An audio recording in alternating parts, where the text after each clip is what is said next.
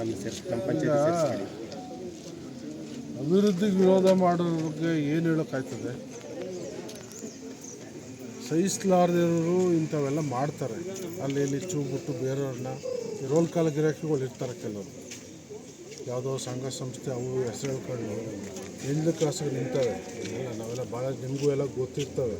ಇಂಥವ್ರು ಬಂದು ಮುಂಚೂಣಿಯಲ್ಲಿ ಅವ್ರಿಗೆ ಏನೋ ಒಂದು ಅವತ್ತಿನ ಉದ್ಯೋಗ ಬೇಕು, ಯಾರೋ ಪ್ರಸಾದ ಕೊಟ್ಟಿರ್ತಾರೆ, ಅದನ್ನು ತೊಗೊಂಡು ಇಂಥವೆಲ್ಲ ಮಾಡ್ತಿರ್ತಾರೆ.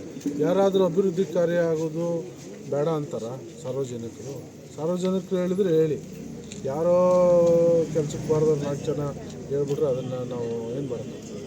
ಸರ್, ಈಗ ಅದೇನೋ ನಗರಸಭೆಯಿಂದ ಕೈ ಬಿಡಲಿಲ್ಲ ಅಂತ ಮಾಡ್ಕೊಳ್ಳಿ, ಏನು ಮಾಡ್ತಾರೆ? ಅದಕ್ಕೆ ಪರ್ಯಾಯ ವ್ಯವಸ್ಥೆ ಯಾರು ಈಗ ಇವ್ರು ಪಾಪ ಎಮ್ನಳ್ಳಿಯವರು ನಮ್ಮನ್ನು ಸೇರಿಸ್ಕೊಳ್ಳಿ, ಉಳಿದನಳ್ಳಿಯವ್ರು ಸೇರಿಸ್ಕೊಳ್ಳಿ ಅಂತವ್ರೆ, ಆ ಕಡೆ ತೈಲೂರು ನಮ್ಮನ್ನು ಸೇರಿಸ್ಕೊಳ್ಳಿ ಅಂತವ್ರೆ, ಚನ್ನಸಂದ್ರದವ್ರು ಸೇರಿಸ್ಕೊಳ್ಳಿ ಅಂತವ್ರೆ, ಮರಕಾರದೊಡ್ಡಿ ಮತ್ತು ಉಪ್ಪನಕೆರೆ ಇವರೆಲ್ಲ ನಮ್ಮನ್ನು ಸೇರಿಸ್ಕೊಳ್ಳಿ ಅಂತವ್ರೆ. ಸೇರಿಸ್ಕೊಳ್ಳೋಕ್ಕೆ ನಮಗೇನು ತೊಂದರೆ ಇಲ್ಲ, ಸೇರಿಸ್ಕೊತೀವಿ. ನಾವೇನು ಸುತ್ತಮುತ್ತ 4 ಪಂಚಾಯತಿ ವ್ಯಾಪ್ತಿಲಿ ಆಯ್ಕೆ ಮಾಡಿದ ಹೋಗಿ ಅಭಿವೃದ್ಧಿ ಮಾಡ್ಕೊಂಡು ಹೋಗುವ ಅಂತ ನೋಡೋಣ ಏನು ಗೊತ್ತೋ.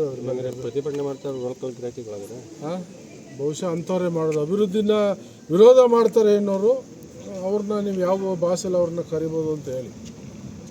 ಬೇರೆ ಏನಕ್ಕಾರ ವಿರೋಧ ಮಾಡಲಿ, ಅಭಿವೃದ್ಧಿ ವಿಚಾರಕ್ಕೆ ವಿರೋಧ ಮಾಡ್ತಾರೆ ಅಂದರೆ ಅವ್ರಿಗಿದ್ದೇನು ಯಾವನಿಗೋ ಸಂಕಟ, ನನಗೆ ಹೆಸರು ಬರಬಾರ್ದು ಅಂತ ಅವ್ನು 4 ಜನ ಚೂಬಿಟ್ಟಿರ್ತಾರೆ ಅಲ್ವಾ? ಈಗ ಇವರೆಲ್ಲ ಇಷ್ಟು ಚೆನ್ನಾಗಿ ಮಾಡೋರೆ, ಇದಕ್ಕೆ ನಾವು ಬೇರೆ ಥರ ಹೋಗ್ಬಿಟ್ಟು ನಾನು ಇವರೆಲ್ಲ ನಮ್ಮ ಪಾರ್ಟಿಯವರಿಲ್ಲ ಬೇರೆ ಬೇರೆ ಪಾರ್ಟಿಯವರು ಅವರಿಲ್ಲಿ ವಿರೋಧ ಮಾಡಿ ಅಂತ ಇನ್ಯಾರು ನಮ್ಮವ್ರು 4 ಜನ ಬಿಟ್ಬಿಟ್ಟು ನಾನು ಬೇರೆ ಥರ ಮಾಡಿಸ್ಬಿಟ್ರೆ ಅದಕ್ಕೇನು ಬೆಲೆ ಇರ್ತದೆ?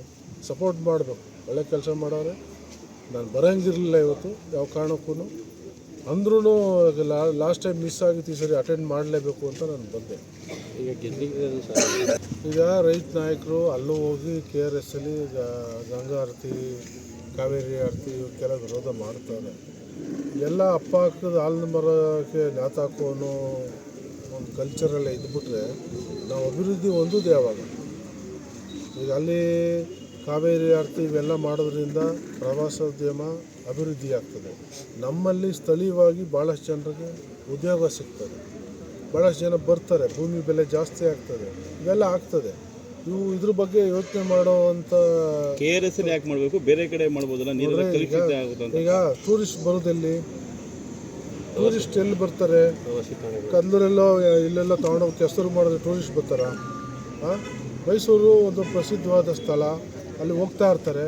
ಸೊ ಇವೆಲ್ಲ ನಾವು ಅನುಕೂಲತೆ ಮಾಡಿಕೊಳ್ಳೋದು, ಇದಕ್ಕೆಲ್ಲ ಹೆಲಿಕಾಪ್ಟ್ರು, ಈಗ ಮಡಿಕೇರಿ ಆ ಭಾಗ ಎಲ್ಲ ಎಲಿ ಟೂರಿಸಮ್ಮು ಇಂಥವೆಲ್ಲ ಮಾಡಿಕೊಟ್ರೆ ಇನ್ನೂ ಸಂಖ್ಯೆ ಜಾಸ್ತಿ ಆಗ್ತದೆ ಬರುವಂಥ ಪ್ರವಾಸಿಗರು. ಬೇರೆ ಬೇರೆ ಕಡೆ ಎಲ್ಲ ನಾವು ಹೋಗಿ ಬರ್ತೀವಲ್ಲ, ಎಷ್ಟು ಅವ್ರಿಗೆ ಆದಾಯ ಇದೆ. ಒಂದು ದಿವಸ ಉಳಿದ್ರೆ ಇಷ್ಟು $1 ಅಂತ ಟ್ಯಾಕ್ಸ್ ಹಾಕ್ತಾರೆ, ಸಿಟಿ ಟ್ಯಾಕ್ಸ್ ಹಾಕ್ತಾರೆ ನಮಗೆ. ಸೊ ನಾವು ಅದನ್ನೆಲ್ಲ ಮಾಡ್ಕೊಬೋದಲ್ಲ ಅಭಿವೃದ್ಧಿ ಮಾಡ್ಕೊಂಡ್ರೆ. ಅಭಿವೃದ್ಧಿ ಆಗದೇ ನಾವು ಸುಮ್ಮನೆ ಹೊಲ ಉತ್ಕೊಂಡೆ ಬರೀ ನೀರು ತುಂಬಿಸ್ಕೊಂಡು ಗದೆ ತುಂಬ ಅದಕ್ಕೆ ಸೀಮಿತವಾಗಿ ಇದ್ಬಿಟ್ರೆ ಯಾವಾಗ ಮುಂದುವರಿಯೋದು? ಹಿಂದಿನ ಕಾಲ ಹೊಟ್ಟೈತಿ. ಈಗ ಭಾಳಷ್ಟು ಯುಗ ಬದಲಾಗಿದೆ. ಯುಗ ಬದಲಾಗ್ದಂಗೆ ನಾವು ಬದಲಾಗ್ತಾ ಹೋಗ್ಬೇಕು. ಸುಮ್ಮನೆ ಏನೋ ನಾವಿದ್ದೀವಿ ಪ್ರತಿಭಟನೆ ಮಾಡೋಕ್ಕೆ ಅಂತ ಪ್ರತಿಭಟನೆಕಾರರು ನಾವು ಅಂತ ತೋರಿಸ್ಕೊಳ್ಳೋಕ್ಕೆ ಮಾಡಿದ್ರೆ ಏನು ಮಾಡೋಕ್ಕಾಯ್ತು? ಈಗ ಅವ್ರ ಕಾಲದಲ್ಲಿ ಬೇಕಾದಷ್ಟು ಕಾಲು ತುಳ್ತಾ ಆಗವೆ, ನೂರಾರು ಸಂಖ್ಯೆಯಲ್ಲಿ ಸಾವಾಗವೆ. ಆಯಾ ಮುಖ್ಯಮಂತ್ರಿಗಳು ರಾಜೀನಾಮೆ ಕೊಟ್ಟಿದ್ರ, ಆಯಾ ಪ್ರಧಾನಮಂತ್ರಿಗಳು ರಾಜೀನಾಮೆ ಕೊಟ್ಟಿದ್ರ, ಯಾರು ಕೊಟ್ಟಿದ್ರು? ಇವೆಲ್ಲ ಘಟನೆಗಳು ಆಕಸ್ಮಿಕವಾಗಿ ನಡೀತವೆ, ಯಾರೋ ಉದ್ದೇಶಪೂರ್ವಕವಾಗಿ ಮಾಡಲ್ಲ. ಈ ರಸ್ತೆಯಲ್ಲಿ ಪಾಪ ಯಾರೋ ಸೈಕಲ್ಲೋ ಬೈಕಲ್ಲೋ ದಾಟಕ್ಕೆ ಹೊರಡ್ತಾರೆ, ಆಕಸ್ಮಿಕವಾಗಿ ಯಾವುದೋ ಗಾಡಿ ಬಂದು ಅವನು ಸಮಯ ಪ್ರಜ್ಞೆಗೆ ಏನೋ ಒಂದು ಸೆಕೆಂಡ್ ಮಿಸ್ ಆಗಿ ಹೊಡೆದು ಅಪಘಾತ ಆಗ್ತದೆ. ಅದನ್ನು ಪರ್ಪಸಾಗಿ ಮಾಡೋರೆ ಅಂತ ಹೇಳೋಕ್ಕಾಗ್ತದೆ?